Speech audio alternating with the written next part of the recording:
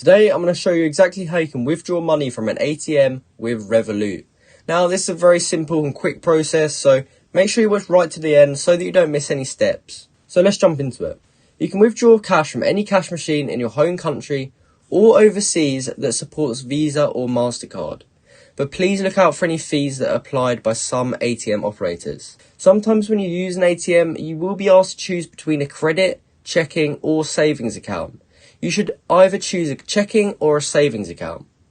If the ATM asks whether you would like to complete the transaction with conversion or without conversion, you should always choose without conversion. As a rule of thumb, you should always opt to be charged into the local currency of the country you're in.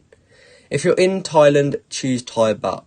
If you're in Spain, euros. Or in the United States, US dollars.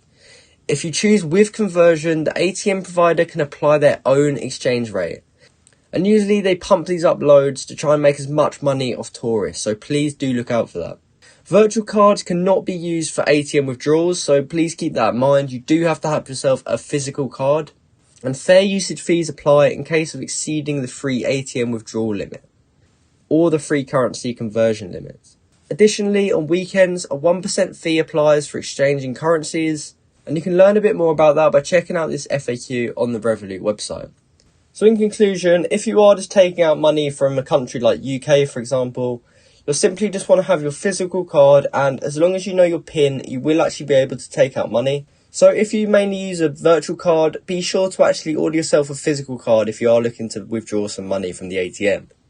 Now let's just say you're on holiday and you're abroad in a different country. You can also withdraw it there, but just be careful of the fees and make sure you are not getting scammed by all the transaction fees. So I hope you found this video helpful, and I hope you now know how to withdraw money from an ATM with Revolut. If you do now know, please comment down below to say that this video helped you out, and like and subscribe for more content like this. Thank you for watching.